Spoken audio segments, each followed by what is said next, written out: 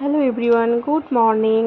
আজকে তারিখ হচ্ছে 20 তারিখ। আজকে সকাল সকাল আমি আর আমার বর দুজন মিলে আজকে আমরা বেরিয়ে পড়লাম হসপিটালে, কারণ আমার কয়েকদিন ধরেই খুব শরীর খারাপ। তো হসপিটালে ডাক্তার দেখানোর জন্যে আমি আর ও দুজন মিলে বেরিয়ে গেছি। তো বেরিয়ে যাওয়ার পর রাস্তায় খিদে পেয়েছিল, তো আমি আর ও দুজন মিলে নানপুরি খেলাম। এই যে ও আর আমি দুজনে নানপুরি খাচ্ছি। নানপুরি খেয়ে আবার অটো করে যাচ্ছি, কথা বলতে বলতে একটু যাচ্ছি, একটু হাসি হাসি মুখ করেই যাচ্ছিলাম।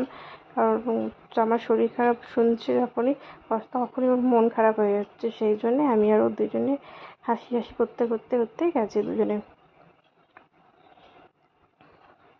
তো বাড়িতে আসার পর এই যে বাড়িতে এসে গেছি, আসার পর আমাকে হসপিটাল থেকে 3টে ওষুধ দিয়েছিল।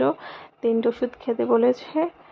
তো খাওয়ার পর আমাকে বলেছে যে যদি না কমে তাহলে আবার দেখাতে যেতে। ঘরে সমস্ত কিছু কাজ কমপ্লিট, শ্যাম্পু ট্যাম্পু করা হয়েছে, করে টোরে নিয়ে এই যে পুজো দেওয়াও কমপ্লিট হয়ে গেল আমার।